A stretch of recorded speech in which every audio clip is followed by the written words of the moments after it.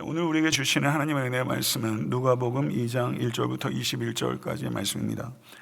봉독은 2장 14절 한 절만 봉독하도록 하겠습니다. 2장 14절 한 절 봉독하겠습니다.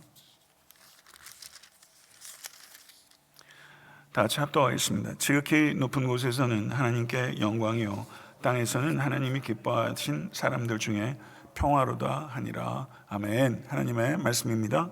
네, 그간 올해는 감기가 안 오네 하고서 면역력이 좋아졌나 이랬더니 목감기가 와가지고요. 들으시기가, 말하는 저도 괴롭지만 듣기에는 더 성탄절이 좋은 아침에 목소리가 이렇게 좋지 못해서 죄송합니다. 누가복음 2장 1절부터 20절은 예수님의 탄생에 대한 기사입니다. 역사 이래로 가장 경이롭고 가장 위대한 탄생에 대한 기록입니다.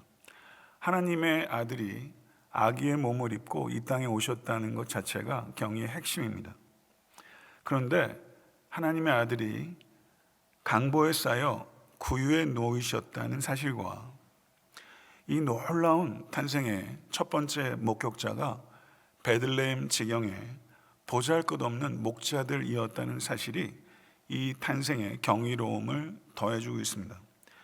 예수님께서 탄생하시기 약 700년 전에 기록된 미가서 5장 2절을 보면 베들레헴 에브라다야 너는 유다 족속 중에 작을지라도 이스라엘을 다스릴 자가 내게로 나올 것이라 라고 말하면서 그리스도께서 베들레헴에 탄생하실 거라고 성경은 예언하고 있습니다. 오늘 본 말씀은 이 예언을 성취하기 위해서 역사의 주권자이신 하나님께서 마치 장엄한 오케스트라의 마에스트로처럼 역사를 지휘하고 계시다는 것을 우리 예수의 탄생을 통해서 깨닫게 되는 것입니다. 누가복음 2장 1절에 가이사 아구스토는 율리우스 시저의 양아들이었던 옥타비아누스입니다. 옥타비아누스는 약 41년 동안 권좌에 있었으며 로마법과 로마 제도의 근간을 놓았고 로마 문화의 전성기를 이끌었던 탁월한 황제였습니다. 그래서 세계사에서는 이때를 팍스 로마라고 부릅니다. 바로 그가 제국의 모든 사람들이 출생한 곳으로 가서 호적을 하라는 칙령을 내린 것입니다. 이 칙령은 14년마다 있었습니다. 그리고 이 아구스토의 첫 번째 호적에 대한 칙령이 주전 8년에 있었습니다. 그러나 그때는 이미 가이사 아구스토와 헤롯 대왕 사이에 정치적인 밀월 관계가 깨어지고 긴장감이 고조되어 있던 시기입니다. 그래서 첫 번째 호적이 주전 8년에 내려졌는데 그것이 곧바로 실행되질 않고 몇 년이 지나서 예수님께서 탄생하실 때 비로소 이 호적이 실효성을 갖게 된 것입니다. 요셉도 이 호적을 위해서 나사렛에서 자신의 출생지인 베들레헴으로 가야만 했습니다. 나사렛에서 베들레헴까지의 거리가 약 90마일, 결코 짧지 않은 거리라고 할 수 있습니다. 그 당시 여성이 누리던 사회적, 정치적 지위를 생각해 볼 때 여성은 호적의 의무가 있었던 것으로 보이지 않습니다. 그러면 만삭의 여인을 이 요셉이 90마일이나 되는 여행을 데리고 가기보다는 집에서 해산하고 몸조리 하도록 하는 게 상식적인 일이겠죠. 그런데 왜 요셉이 그와 같은 무리한 일을 했을까요? 마리아가 배가 불러오면서 아마 많은 사람들의 눈총을 받았을 것입니다. 마리아가 요셉도 없이 홀로 남겨져서 결혼한 지 10달도 되지 않아서 아이를 낳는다는 것, 이거 혼자 아이를 낳는다는 것, 당혹스러운 일일 겁니다. 요셉은 아내와 아기를 위해서 어쩔 수 없이 90마일인 먼 여행에 동행하는 것을 선택했을 것입니다. 또한 성령으로 잉태된 아기가 탄생하는 모습을 이 요셉도 놓치고 싶지 않았을 것입니다. 이런 복합적인 이유로 요셉은 마리아를 데리고 가기로 결정했습니다. 만약에 가이사의 칙령이 없었더라면, 만약에 가이사와 헤롯 사이에 정치적 밀월 관계가 깨지지 않았더라면, 만약에 요셉이 마리아를 데리고 가지 않았더라면, 이 세 가지 조건들 가운데 어느 것 하나라도 이루어지지 않았더라면 미가서의 예언의 말씀은 성취될 수 없었던 것입니다. 표면적으로는 팍스 로마를 건설했던 절대 권력자인 가이사 아구스토가 역사의 주연인 것 같지만, 이면적으로 보면 실질적으로는 막강한 권세를 가진 로마의 가이사 아구스토는 하나님의 역사의 도구에 불과한 뿐이라는 것을 우리는 예수 그리스도의 탄생을 통해서 깨닫게 되는 것입니다. 역사의 주연은 가이사가 아니라 바로 하나님이십니다. 만삭의 여인이 약 90마일의 여행을 해서 천신만고 끝에 베들레헴에 도착했는데 사관에 방이 없다. 사관에 방이 없었습니다. 이것은 예수님께서 공생의 기간 동안에 겪게 되실 많은 고난들을 예시적으로 보여주는 사건이라고 할 수 있습니다. 예수님께서는 강보에 쌓여서 동물들의 밥통인 구유에 놓였습니다. 만왕의 왕이신 아기 예수께서 자주색 비단에 쌓인 것이 아니라 팔레스타인의 가난한 사람들의 아이를 싸는 누더기 같은 강보에 쌓이셨습니다. 황금 침대에 누인 것이 아니라 동물의 타액과 그리고 썩은 음식물이 달라붙어 있는 세균이 득실거리고 냄새가 진동하는 구유 위에 하나님의 아들이 누이신 것입니다. 충격적이지 않습니까? 불결하고 냄새나는 구유에 누이신 아기 예수님은 무엇을 상징합니까? 그것은 그 구유와 같은 죄로 얼룩지고 냄새나는 인간들 가운데로 오신 예수 그리스도를 상징하는 것입니다. 바로 여러분과 제가 구유인 것입니다. 구유에 오신 예수님을 사랑하고 찬양하는 우리가 될 수 있게 간절히 소원합니다. 만약에 예수님께서 왕궁에서 왕비의 황금 침실에서 그리고 왕실을 상징하는 자줏빛 비단에 쌓여서 예수께서 누워 계셨다면 이것은 예수께 나아갈 수 있는 사람이 대단히 소수의 사람에 국한된다는 것을 나타냅니다. 그렇지만 구유라는 이 땅에서 상상할 수 있는 가장 낮은 곳에 예수께서 누이셨다는 것은 이 세상의 어느 누구라도 가장 낮은 자라도 예수께 믿음으로 언제든지 어느 곳에서든지 나올 수 있다는 뜻입니다. 예수 그리스도의 삶은 구유에서 십자가까지입니다. 가장 낮은 곳인 구유에서 시작하신 예수님의 삶이 가장 비참한 곳인 십자가에 의해서 맞춰진 것입니다. 인간의 삶이 이렇게 시작하고 이렇게 맞춰져도 이건 비극적인 것입니다. 그러나 하나님의 아들이신 예수께서 구유에서 시작하셔서 십자가에서 삶을 마치시다니요. 사랑하는 성도 여러분, 구유에 누우셨던 예수께서는 세상 어느 누구도 관심을 갖지 않는 목자들을 첫 번째 예배자로 부르셔서 그들을 구원하셨고, 십자가에 달리신 예수께서는 마지막까지 한 강도를 구원하셨습니다. 구유 위에서도 십자가 위에서도 예수는 구원의 역사를 행하신 것입니다. 하나님께서 예수님의 탄생의 첫 번째 경배자로 목자들을 부르셨습니다. 왜 목자였습니까? 목자는 어디 있었습니까? 밖에 있었습니다. 목자는 언제 일하고 있었습니까? 밤에 일하고 있었습니다. 밖에, 밤에 라는 것은 상징하는 것입니다. 밖에서라는 말은 이 사람이 아웃사이더라는 것입니다. 밤이라는 것은 무엇을 말하는 것입니까? 빛이 있을 때 활동하는 낮의 사람들로부터 멸시받는 밤의 사람들이라는 것입니다. 철저하게 버려진 아웃캐스트, 버려진 사람, 바로 그 사람들이 목자입니다. 윌리엄 바킬러이라는 저명한 신약학자가 있는데 이분 책이 번역이 많이 되어 있는데 참 좋습니다. 특별히 신약 성경을 역사적 상황 속에서 이해할 수 있도록 하는 평신도들이 읽기에 굉장히 좋은 학자라고 저는 생각해요. 저도 굉장히 탐독하는 학자인데 이 윌리엄 바클레이라는 이 성경학자가 뭐라고 말하냐면, 예수님 당시의 목자들은 성전에서 고용된 성전 노동자들이었다. 이들은 희생 제사에 드려질 양들을 기르는 역할을 했다. 이들은 일의 특성상 양들에게서 눈을 한순간도 뗄 수 없고 정결법조차 지킬 수가 없었다. 그러므로 이들은 안식일을 지킬 수 없었으며 제사를 드리기 위한 흠없는 양을 기르기 위해 역설적으로 그 양을 기르는 목자들은 흠 있는 사람으로 여겨졌다. 역설적이지 않습니까?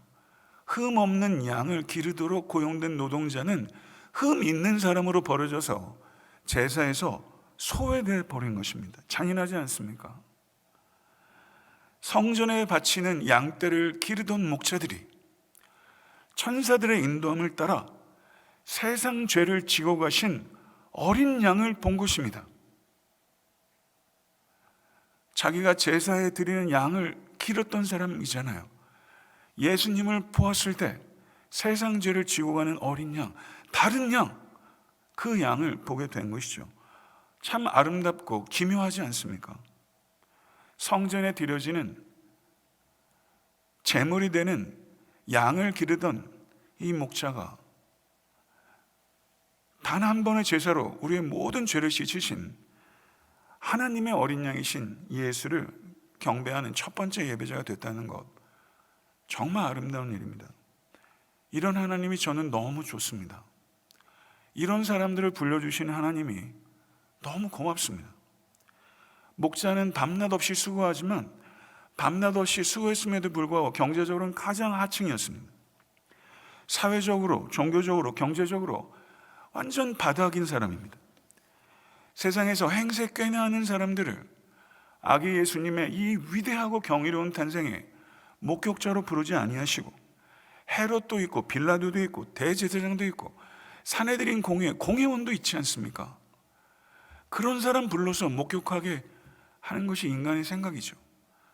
그러나 하나님께서는 그들을 부르지 아니하시고 베들레헴 지경 바깥에서 밤에 이르던 소외된 목자들을 부르시는 이런 일을 하셨어요. 예수님의 부활의 첫 번째 목격자가 누굽니까? 여인들입니다. 법정에서 여인들이 증언을 해도 여인들은 유효한 증언으로 인정을 받지 못하는 사람이 아닌 사람, 그게 여인이었어요. 근데 예수께서 부활의 첫 번째 증인으로 바로 그 여인을 부르셨어요. 첫 번째 예배자로 이 제사에서 소외된 목자를 부르시고, 그리고 부활의 증인으로 유효한 증언을 할 수 없는 여인을 부르신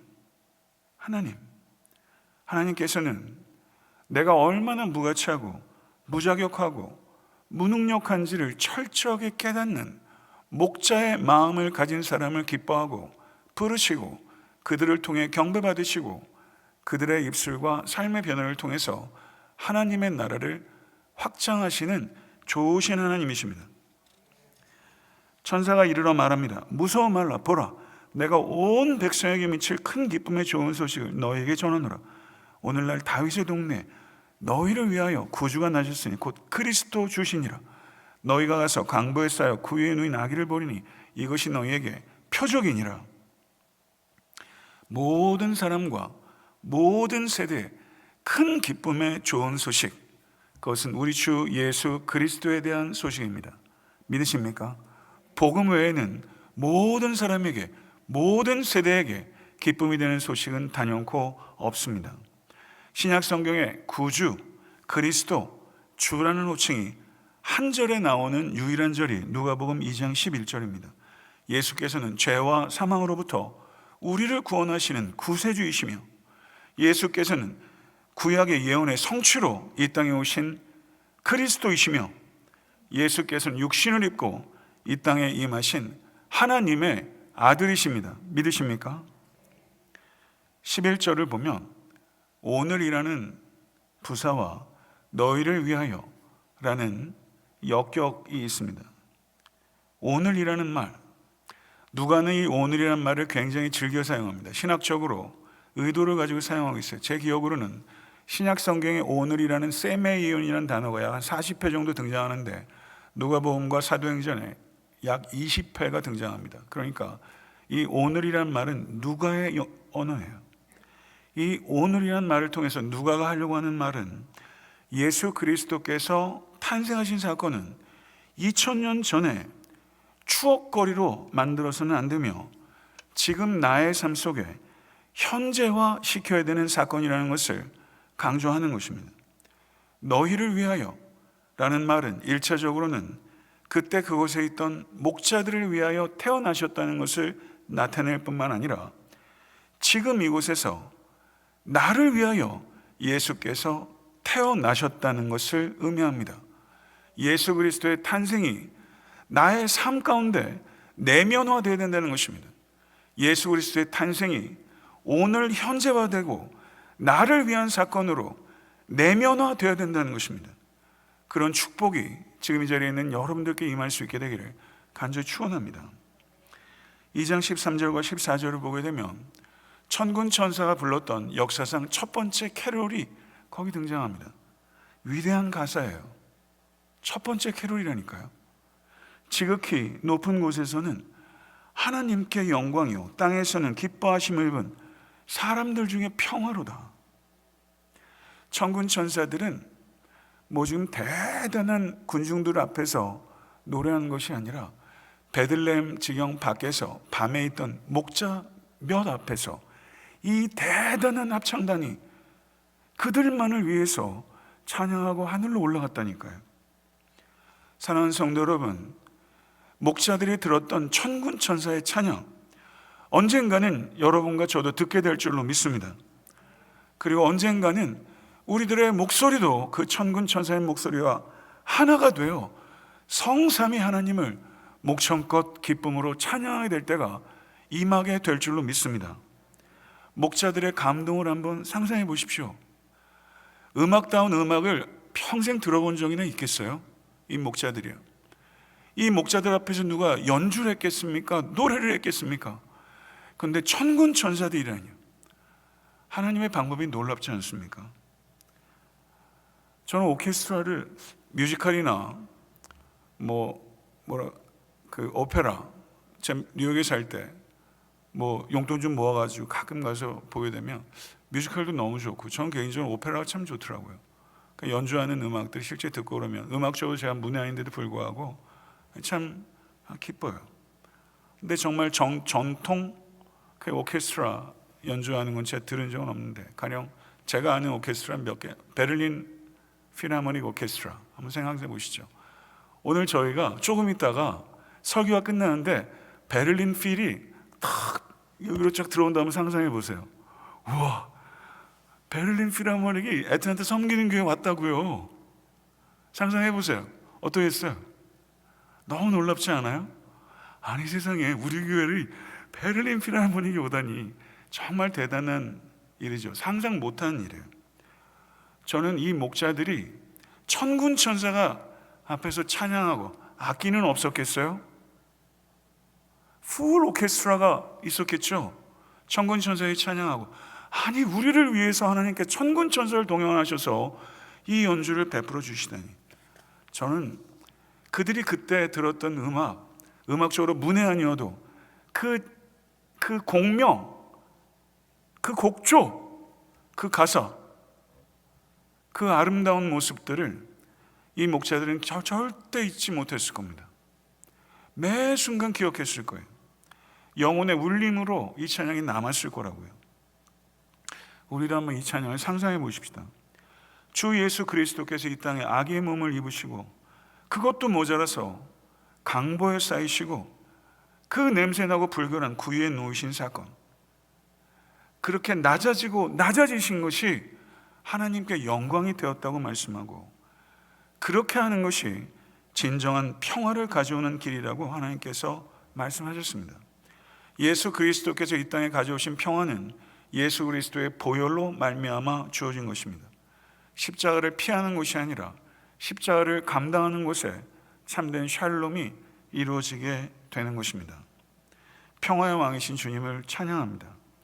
2장 15절과 17절을 보게 되면 천사가 떠난 후에 목자들이 빨리 베들레헴에 가서, 빨리라고 표현하고 있어요. 마침내 자신들이 찾았던 아기를 발견했어요. 그리고 그들은 천사들의 말에 어떠한 의심이나 질문이나 망설임도 없이 빨리 행동에 옮겼습니다. 목자들은 순수합니다. 들은 대로 행동합니다. 여러분과 저에게 이 성탄주일 아침에 이 목자들과 같은 순수함이 회복될 수 있게 되기를 바랍니다. 사명의 길이 분명하다면 하던 일 다 내려놓고 철저하고 신속하게 순종할 수 있는 믿음의 사람들이 될 수 있게 되기를 간절히 축원합니다. 이제 목자들은 베들레헴에 가서 천사들이 가르쳐준 대로 강보에 쌓여 구유에 누인 아기를 찾았습니다. 목자들이 아기 예수님을 찾아 자기들이 듣고 본 바를 다 말했더니 듣는 자가 그들에게 말하는 것을 놀랍게 여기되 마리아는 이 모든 말을 마음에 새기어 생각했다. 이렇게 말하고 있습니다. 목자들은 이 땅의 첫 번째 복음 전도자였습니다. 예수님 탄생에 대해서 선포했을 때 많은 사람들은 무관심하고 무감각했고 오직 마리아만 그 말씀을 마음에 받아 새겼던 것처럼 지금 이 시대에도 예수 그리스도의 초림과 예수 그리스도의 재림을 말하면 그 말씀을 기쁨으로 받아들이는 사람은 소수라는 것입니다. 그러나 낙심하지 마시고 사랑하는 성도 여러분, 확신을 가지고 예수 그리스도께서 이 땅에 오셨다는 것과 예수 그리스도께서 이 땅에 다시 오실 것이라는 것을 믿음으로 선포하는 여러분과 제가 될 수 있게 되기를 간절히 소망합니다. 아기 예수님께 경배한 목자들이 하나님께 영광을 돌리며 찬송하며 양떼들에게로 되돌아갔습니다. 그들은 만왕의 왕이신 아기 예수님을 만난 후에 신분이 바뀌거나 직업이 바뀌지 않았습니다. 예수님 만났으니까 이제 팔자 고친다, 그런 게 아니라 다시 있던 자리로 되돌아갔습니다. 동방박사도 예수님을 만나고 다시 있던 자리로 되돌아갔고, 목자들도 예수님을 만나고 다시 있던 자리로 되돌아갔습니다. 성탄의 메시지는 우리가 삶으로부터 도피하라는 것이 아니라 삶으로 더 깊이 들어가도록 하는 메시지입니다. 성도 여러분, 전 목자들이 다시 그 자리로 돌아가서 어떻게 살게 되었을까? 조금 궁금합니다. 그들은 어떻게 살게 되었을까? 한번 상상해 보시기를 바랍니다. 사랑하는 성도 여러분, 역사의 주권자는 이 땅의 왕이 아니라 하늘에 계신 하나님이십니다. 한치의 오차도 없이 예언을 성취하신 하나님께서는 마에스트로이신, 역사 우주의 마에스트로이신 하나님께서 여러분과 저의 삶도 지휘하고 계시다는 것을 진실로 믿으십시다. 강보에 쌓여 누이신 주님께서는 어느 누구라도 나에게 올 수 있다는 초청이요 상징입니다. 하나님께서는 세상에서 버려진 목자를 첫 번째 예배자로 부르는 파격을 행하셨습니다. 우리도 이 복음이 가져다주는 이와 같은 즐겁고 유쾌한 파격을 행하는 사람들이 될 수 있기를 원합니다.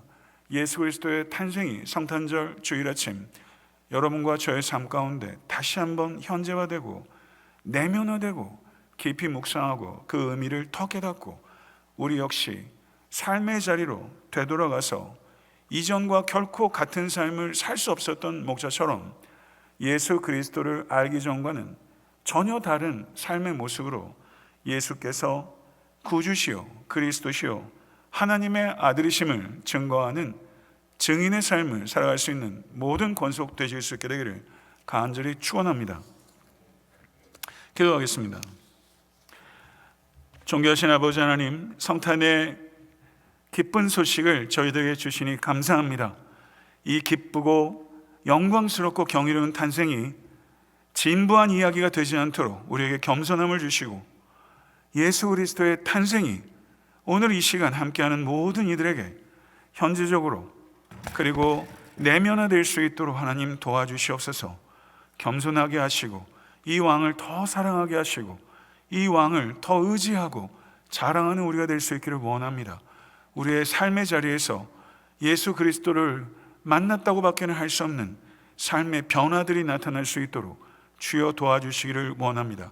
예수 그리스도의 이름으로 간절히 기도드리옵나이다. 아멘.